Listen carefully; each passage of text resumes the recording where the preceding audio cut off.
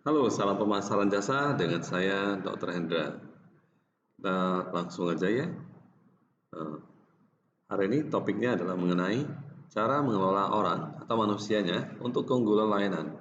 Ada pepatah mengatakan lebih mudah menumbuh kembangkan 1000 pohon daripada membina ataupun mengelola satu orang manusia. Jadi hal ini artinya sangat menantang bagi siapapun juga yang membangun perusahaan dalam mengelola orang-orangnya, tapi bisa dilakukan demi keunggulan layanan. Baik, kita mulai aja. Eh, Apa sih yang akan dipelajari? Ada 5 hal yang akan dipelajari hari ini. Yang pertama, pentingnya para pekerja layanan, terutama di garis depan atau dikatakan customer service atau frontliner. Yang kedua adalah pekerjaan garis depan sulit dan juga penuh stres atau tekanan. Yang ketiga, siklus kegagalan, siklus yang biasa-biasa saja mediocre, dan siklus keberhasilan, sukses. Yang keempat, manajemen MSDM, sumber daya manusia. Bagaimana bisa melakukannya dengan benar? Yang kelima, kepemimpinan dan juga budaya layanan. Dan ingat bahwa people, manusia ini, dan orang adalah salah satu strategi pemasaran dalam hal bisnis jasa. Baik, kita mulai aja. Pentingnya layanan dari para pegawai kita kalau kita punya karyawan. Em, staf karyawan ini adalah sumber loyalitas pelanggan dan juga sumber keunggulan kompetitif sebuah organisasi. Sehingga ingat betul kalau misalnya pelanggan loyal, maka mereka puas, dikarenakan puas mereka bisa jadi advocate, mendukung, lalu juga bisa jadi promoter, ya, mempromosi tanpa adanya imbalan apapun dari perusahaan. Ini bisa jadi hal yang keunggulan kompetitif dari perusahaan ya. Baik, ingat garis depan atau customer service itu adalah pendorong penting dalam hal loyalitas pelanggan. Jika Anda ingin mengejar yang namanya pelanggan-pelanggan yang loyal selalu datang terus-menerus, ya, melakukan transaksi berulang-ulang semakin besar dan juga memberitahu orang lain, maka staf layanan garis depan adalah hal yang perlu sangat diperhatikan sekali. Ya, eh, kenapa garis depan merupakan pendorong penting dan loyalitas? Karena customer service, orang-orang di garis depan ini mengantisipasi kebutuhan pelanggan. Mereka tahu dulu ya apa yang akan diperlukan pelanggan. Lalu mereka juga menyesuaikan pengiriman layanan ya, disesuaikan ya sesuai dengan kebutuhan dari pelanggannya. Membangun hubungan yang memang personal. Ingat betul jika di beberapa perusahaan kita merasa nyaman ke perusahaan tersebut dikarenakan eh, pelayan di garis depan atau customer service-nya sangat ramah dan profesional ya. Nah, dari perspektif pelanggan, dari sudut pandang pelanggan, bertemu dengan staf layanan itu adalah aspek yang sangat penting ya. Seperti contoh saya tadi, kita merasa senang ke sana. Kenapa? Eh, karena terasa layanannya sangat beda. Contohnya, saya pernah ada menyimpan SDP ya, Safe Deposit Box di salah satu bank yang lokal di Medan. Jadi di sana hal yang membuat saya sangat mengesankan adalah satpamnya. Benar, satuan pengamanan yang seharusnya menyeramkan. Di lantai 3 ya, tempat SDB tersebut ada, saya dilayani dengan sangat baik ya oleh satpamnya. Entah kenapa saya sangat terkesan. Bapak tersebut saya entah kenapa merasa itu pelayanan dia itu adalah sangat kelas tinggi ya. Beliau itu ketika saya keluar dari lift langsung dilayani. Eh, Ketika sebelum masuk ke dalam ruangan juga dilayani. Sampai saya duduk juga dilayani. Sebelum saya pulang juga dilayani. Ketika saya mau ke lift juga dilayani. Dengan sangat profesional. Caranya itu dengan hati sehingga menurut saya eh, sangat profesional. Oke, lanjut.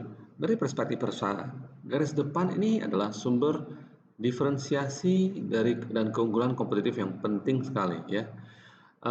Teman-teman sadar gak ya di beberapa bisnis usaha ya, misalnya toko roti ya, toko apapun juga, jika ada satuan pengamanan ataupun ada staf layanan yang membantu kita membuka pintu ya, membuka pintu sehingga kita merasa ada yang ringan di sana. Lalu ada senyuman di sana, ya, tanpa adanya tersinggung, ya. Mereka berbahasa sopan dan sebagainya. Hal itu membuat kita makin nyaman, ya, perasaan kita. Ini adalah bagian inti, core product, Bapak Ibu, ya, oke, core product dari perusahaan jasa, dan juga ini adalah merek juga, ya. Baik, dalam layanan kontak rendah, yaitu transaksi rutin zaman sekarang, itu dilakukan tanpa melibatkan staf garis depan, ya. Misalnya ATM, tidak ada manusianya, ya, kontaknya rendah. Sistem interaktif voice response, oke, suara robot, ya, okay, atau Autobot, ya, respon bot, ya, itu juga termasuk, ya. Sistem web untuk reservasi, pemesan dan lain-lain, itu semua memang kontaknya rendah. Meskipun teknologi dan juga interface, ya, layanan mandiri interface antar muka itu menjadi mesin utama dalam penyampaian layanan, karyawan garis depan tetap sangat penting. Saya masih ingat ketika saya pernah ke Genting Highland, di salah satu hotelnya yang cukup terkenal. Di sana semuanya adalah serba mesin. Tapi dalam beberapa hal saya mengalami kesulitan, sehingga eh, para pegawai di garis depan yang agak mobile, mereka mengenakan sepatu roda dan topi, ya, untuk melayani kita. Di sana saya merasa terlayani dengan baik, ya. Oke. Walaupun ada mesin, manusia sangat penting, ya. Moments of truth, ya, yaitu saat-saat layanan tersebut dirasakan oleh pelanggan, itu merupakan mendorong persepsi pelanggan dari perusahaan jasa tersebut, ya. Yes. Yang kedua, pekerjaan garis depan yang itu memang nggak mudah, ya, penuh tantangan atau dikatakan sulit, ya, dan penuh yang namanya tekanan, ya, atau namanya stres. Boundary spanning roles, peran rentang batas, ya. Rentang batas ini menghubungkan apa yang ada di dalam organisasi ke dunia luar, yaitu dunia pelanggan, ya. Keragaman peran ini seringkali mengakibatkan staf layanan harus mengejar tujuan operasional pada saat yang sama tujuan pemasaran. Jadi bukan operasional aja, pemasaran juga. Pertimbangkan ekspektasi manajemen dari staf pelayanan. Nah, mereka mempertimbangkan ekspektasi dari manajemen, ya, oke, bahwasanya harus menyenangkan pelanggan. Di saat sama, kerjanya harus cepat, harus efisien dalam melaksanakan tugas operasional. Saat sama juga harus melakukan penjualan, cross selling, menjual HP beserta menjual charger yang baru, speakernya yang baru, ya, stiker-stiker yang baru, upselling, ya, diusahakan bukan hanya jualan ini, tapi juga jualan asuransinya dan sebagainya. Itu upselling, ya. Oke, atau handphonenya di-upgrade, ya. Oke. Kalau dalam makanan itu di-upgrade makanannya yang makin mahal, gitu, ya. Nah, terapkan jadwal harga dan integritas tarif, ya. Baik, apa sih tekanan peran dalam karyawan garis depan atau customer service ini? 3 penyebab utamanya adalah maksudnya adalah manusianya versus perannya, people versus the role, ya. Pada saat bekerja itu kan memainkan perannya sebagai customer service.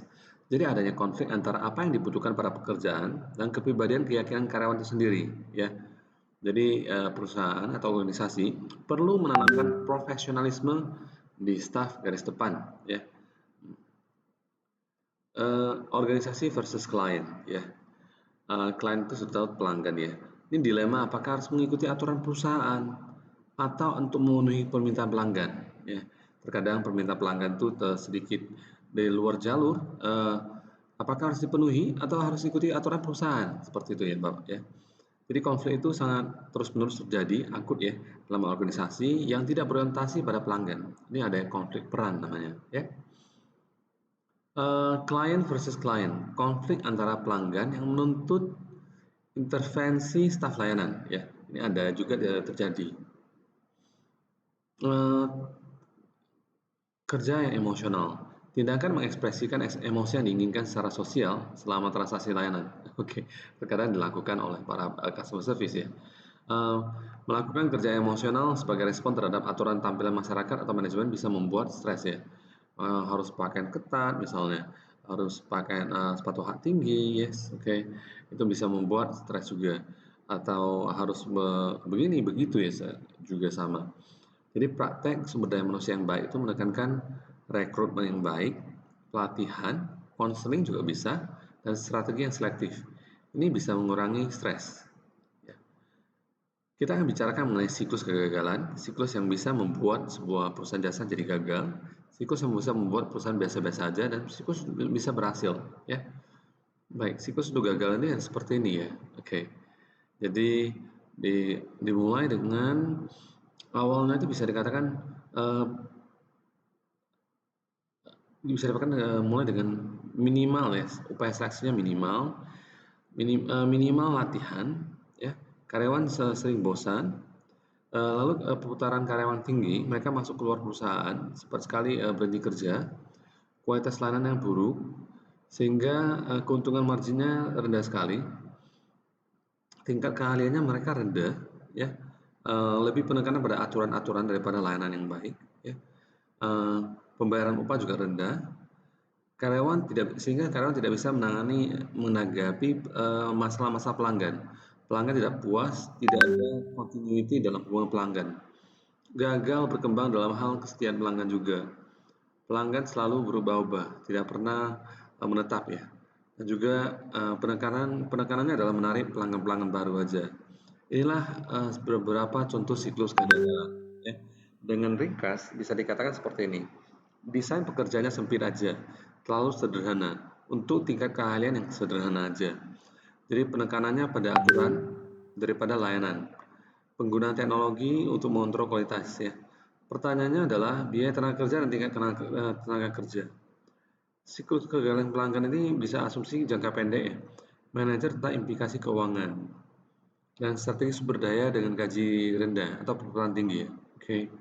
Jadi kalau misalnya perusahaan yang memang menekankan gaji rendah, perputaran tinggi ya sebagai strategi sumber daya manusianya, maka dan juga keuangannya ya, maka sudah pasti ini adalah mengandung siklus kegagalan dari pelanggan. Bicara mengenai biaya kebijakan dan yang berpandangan sempit diabaikan ya, jadi mereka akan kehilangan keahlian di antara karyawan-karyawan yang sudah tidak berada di perusahaan. Gangguan layanan dari pekerja yang tidak terisi.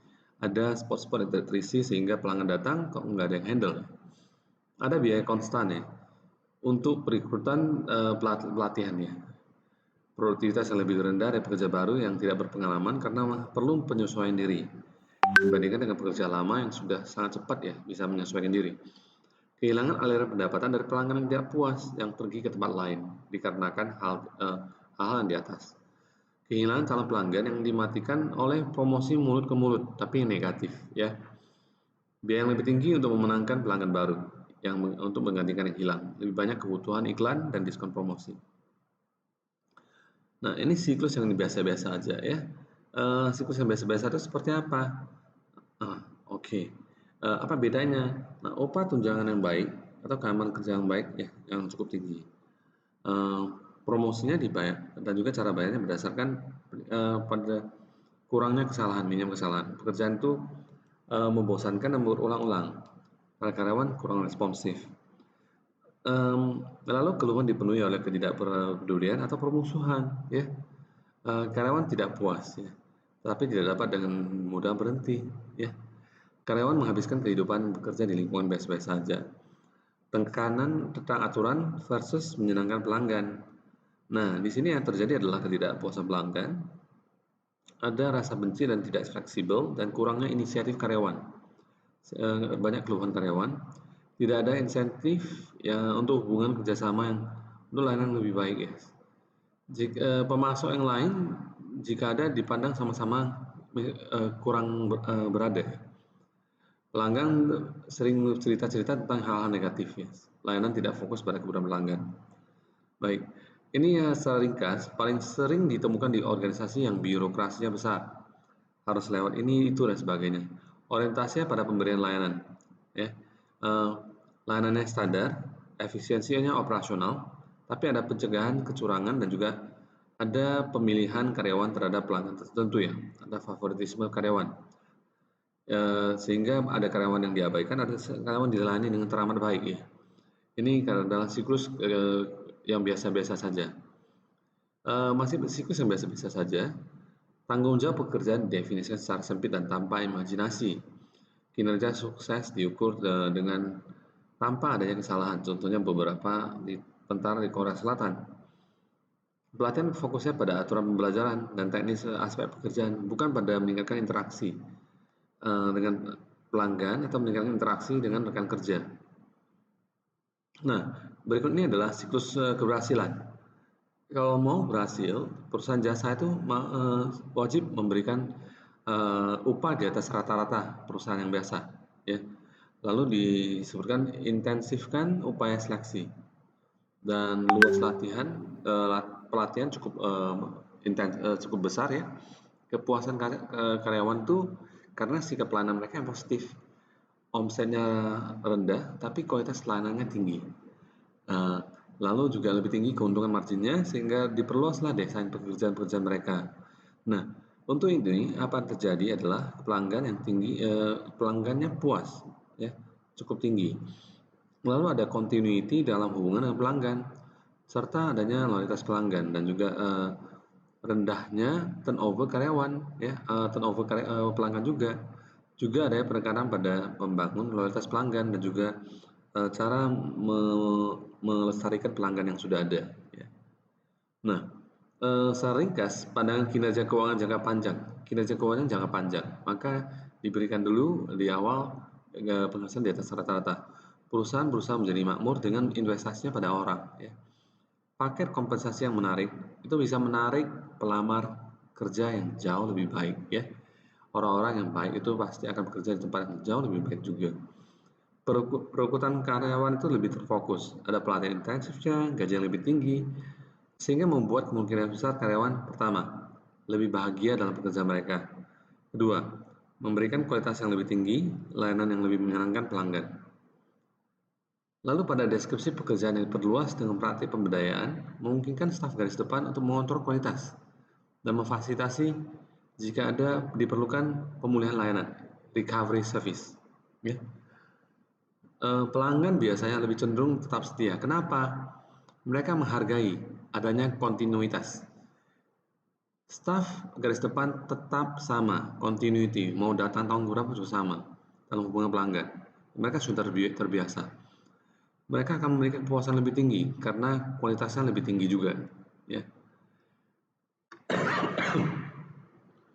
Bicara tentang MSDM, manajemen sumber daya manusia. Bagaimana melakukannya dengan benar? Yes. Bagaimana kita mengelola people untuk keunggulan layanan? Kinerja staf melibatkan keduanya. Pertama, kemampuan. Kedua, motivasi. Penting banget dua-dua ini. Bagaimana kita mendapatkan karyawan yang bisa termotivasi secara produktif, memberikan layanan prima. Pertama itu, pekerjakan orang tepat. Kedua itu, aktifkanlah orang-orang ini. Ketiga itu, motivasilah dan beri energi pada orang-orang ini. Ya. Nah, yang pertama, saya orang tepat. Jadilah perusahaan disukai dan bersaing untuk mendapatkan pangsa pasar bakat yang bagus. Ya, sebanyak orang mau melamar karena ini adalah orang-orang tempat yang bagus untuk bekerja. Tingkatkan proses seleksi. Dua, aktifkan orang-orang Anda. Berdayakan garis-garis depan. Bangun layanan tim kinerja tinggi yang bisa mengirimkan layanan dengan baik. Berikan pelatihan secara ekstensif. Yang ketiga, motivasilah dan juga semangati orang-orang Anda. Itu dengan memanfaatkan berbagai macam hadiah, reward ya, tidak harus monetary, tidak harus berupa uang. Ya. Jadi kepemimpinan yang bagus itu memfokuskan seluruh organisasi yang untuk mendukung garis depan. Itulah zaman now ini. Menumbuh budaya layanan yang kuat dan semangat layanan demi produktivitas layanan. Mendorong nilai-nilai yang inspirasi, memberikan energi, memandu penyedia layanan. Pepatah lama mengatakan people atau orang adalah aset milik Anda yang paling penting. Itu salah. Yang benar adalah memiliki orang tepat itu aset yang paling penting. Ini menurut Jim Collins, pakar dari pemasaran jasa. Jadi pengerahan, ya pengelolaan pengerahan. Orang yang tepat itu adalah aset terpenting perusahaan. Ternyata bukan bendanya, tapi manusianya penting ya. Saya ingat betul ya. Ada bapak-bapak yang usahanya martabak. Sebelahnya martabak ada 7 toko juga yang sama. yang mirip-mirip martabak semuanya, martabak telur, martabak manis. Saya suka belanja di tempatnya dia. Saya sering bertanya kepada bapak tersebut, Pak, apa kuncinya? Kenapa saya beberapa konsumen termasuk saya suka membeli barang di tempat saya, tempat bapak? Kuncinya karyawan. Kenapa emangnya karyawan Pak? Saya berikan makan mereka lebih dari cukup, penghasilan lebih dari cukup. Mereka boleh makan, boleh memakai telur-telur saya untuk makan sendiri.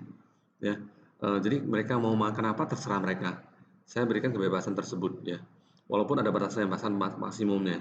Jadi setiap hari mereka dapat makan, walaupun ada Indomie, telur-telur dan sebagainya, mereka boleh ambil untuk makan langsung di tempat ya.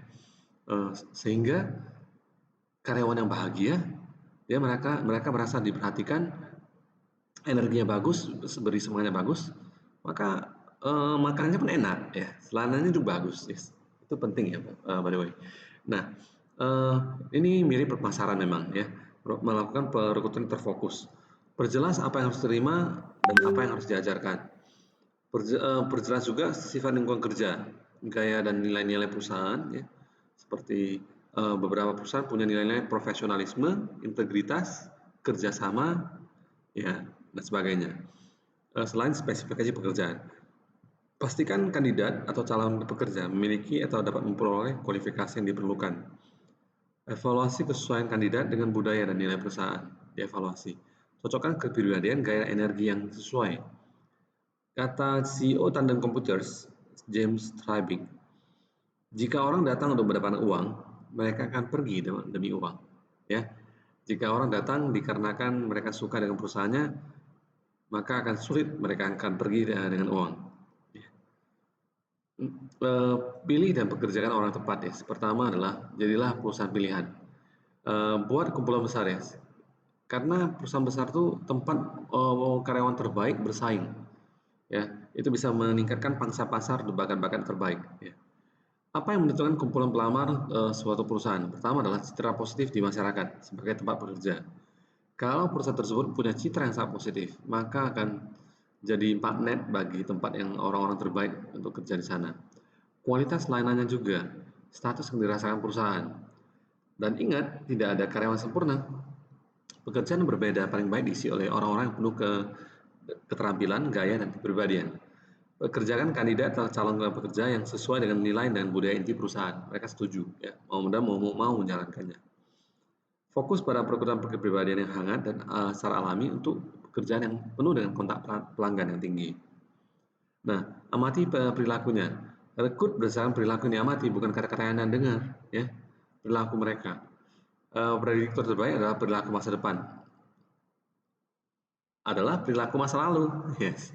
Pertimbangkan sesi perekrutan kelompok di mana kandidat diberi tugas kelompok. Tes kepribadian. Kepribadian untuk memperlakukan rekan kerja dan pelanggan dengan sopan, pertimbangan dan kebijaksanaan. Perspektif tentang kebutuhan pelanggan. Kemampuan untuk berkomunikasi secara akurat dan menyenangkan.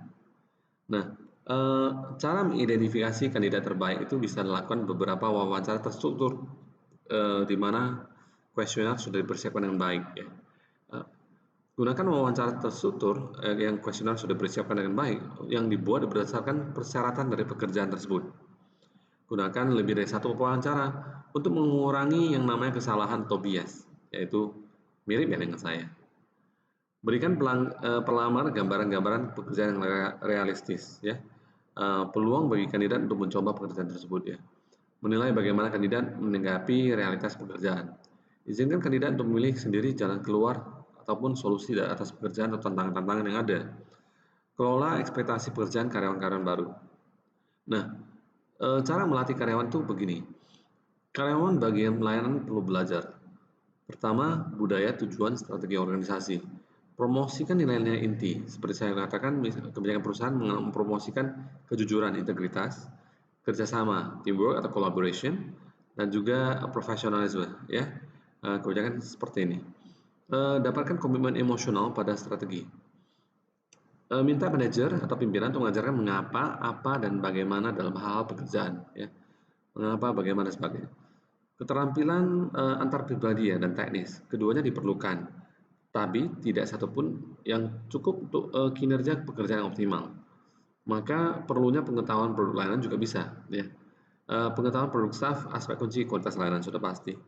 Staf harus menjelaskan fitur produk dan juga memposisikan produk dengan benar. Nah, ada tema yang namanya adalah empowering, memberdayakan. Memberdayakan artinya membiarkan mereka mengeluarkan inisiatifnya.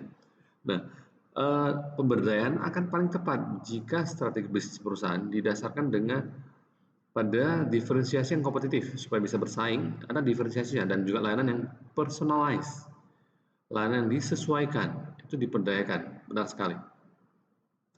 Penekanan pada hubungan yang diperpanjang, ya, diversuskan dengan transaksi jangka pendek, ya. Ingat jangka panjang, ya, oke. Lalu penggunaan teknologi yang kompleks dan tidak rutin. Lingkungan bisnis yang tidak ada produksi terdiri dari kejutan-kejutan, ya, oke. Manajer merasa nyaman membiarkan karyawan bekerja secara mandiri untuk keuntungan perusahaan dan pelanggan. Dan karyawan berusaha untuk memperdalam keterampilan seperti bekerja dengan orang lain dan pandai dalam proses kolaborasi. Ini keterlibatan manajemen dan juga kontrol pengendalian dari manajemen, ya. Kontrol atau pengendalian memusatkan apa fitur utama dalam organisasi yang paling baik, ya. Yang organisasi teratas, ya. Keterlibatan mendorong 4 hal tersebut ke bawah, ya. Nah, kekuasaan mempengaruhi prosedur kerja dan arahan organisasi. Misalnya, lingkar kualitas, tim yang mengatur diri sendiri, ya, kekuasaan tersebut memang mempengaruhi prosedur kerja dan arahan organisasi. Informasi tentang hasil operasi dan ukuran kinerja yang kompetitif, ya. Kalau ada kinerja yang kompetitif, maka biasa informasi akan segala hal itu akan lebih jelas. Penghargaan yang bisa diberikan, ya, berdasarkan kinerja organisasi, misalnya bonus, ya, bagi hasil dan sebagainya. Pengetahuan dan keterampilan yang mungkin karyawan memahami atau berkontribusi, ya, dalam kinerja organisasi. Tingkat keterlibatan karyawan ada 3 hal: terlibat dalam hal saran, terlibat dalam hal pekerjaan, keterlibatan tinggi, ya. Terlibat saran itu biasa program formal, ya, bisa buat rekomendasi. Terlibat dalam pekerjaan biasa aja, untuk pekerjaan-pekerjaan yang didesain ulang, ya. Karyawan bisa dilatih ulang supaya ada refreshment, supervisor diarahkan kembali untuk memfasilitasi kinerja, ya, hasil kerjaan mereka. Dalam hal keterlibatan tinggi, informasi dibagikan, karyawan terampil kerja dalam tim, pemecahan masalah dan lain-lain, sampai bertahap partisipasi dalam keputusan manajemen, dan sampai juga bagi hasil. Cara membangun tim dalam penyampaian layanan yang berkinerja tinggi. Kekuatan kerja tim dalam layanan adalah memfasilitasi komunikasi di antara anggota tim dan berbagi pengetahuan. Tim yang bisa berbagi pengetahuan dan juga memfasilitasi komunikasi itu adalah tim yang baik, ya. Target kinerja yang lebih tinggi, ya. Setiap tahun naik semakin tinggi. Tekanan untuk tampil tinggi. Seorang mau memberikan hal yang terbaik. Mereka mau tampil, tidak mau cuma diam aja. Membuat tim pelayanan yang berhasil itu adalah penekanan pada kerjasama, mendengarkan, melatih, dan saling mendorong. Pahami bagaimana menyuarakan perbedaan, mengatakan kebenaran tersulit, dan juga mengajukan pertanyaan-pertanyaan sulit. Manajemen perlu mempersiapkan struktur untuk mengarahkan tim yang bisa berhasil nanti, ya. Nah, memotivasi dan juga memberi semangat pada garis depan. Gunakan hadiah yang secara efektif termasuk konten pekerjaan, desain pekerjaan, ya. Orang yang termotivasi itu puas karena mereka tahu melakukan pekerjaan terbaik. Ada feedbacknya, umpan balik dan pengakuan, ada recognition, oke, supaya mereka memperoleh rasa identitas dan juga memiliki organisasi. Juga pencapai tujuan yang spesifik, sulit, tapi dapat dicapai dan diterima adalah motivasi yang sangat kuat. Ya, kita bicarakan mengenai kepemimpinan yang terakhir dan budaya layanan. Budaya sendiri bisa didefinisikan sebagai pertama, persepsi bersama tentang apa yang penting, adalah budaya. Nilai-nilai kebaikan bersama tentang mengapa mereka penting. Hal-hal menjadi catatan bersama, akuntabilitas bersama. Jadi kepemimpinan karismatik atau transformasional itu bisa mengubah nilai-nilai garis depan. Tujuannya supaya terus-menerus konsisten dengan perusahaan. Juga memotivasi staf untuk melakukan yang terbaik. Itu pemimpin yang karismatik atau transformasional. Lalu pemasaran internal. Pemasaran internal perlu dilakukan supaya kenapa penting? Hal yang terbaik itu disuarakan ke dalam perusahaan supaya mereka mengenal, oh, perusahaan ini sangat baik sekali, bagus sekali. berperan penting untuk memelihara dan menjaga budaya perusahaan, membantu memastikan pemberian layanan hubungan kerja, kepercayaan, dan rasa hormat dan loyalitas terhadap perusahaan. Pemasaran internal perlu dilakukan, ya. Nah, ini adalah piramida organisasi terbalik dari people right now, ya. Piramida organisasi tradisional, staf garis depan itu adalah paling bawah. Manajemen di tengah atau manajer, dan manajemen teratas itulah CEO. Tapi zaman now, itu piramida terbalik dengan fokusnya pada pelanggan dan garis depan. Yang paling atas adalah basis pelanggan, dilayani oleh staf garis depan. Yang mendorong mereka adalah manajemen tengah dan manajemen teratas. Oke. Baik, ini semua hal adalah supaya menciptakan moments of truth yang terbaik, ya, atau pertemuan layanan yang terbaik. Sampai jumpa dengan saya, salam pemasaran jasa, sampai dengan Dr. Hendra. Salam.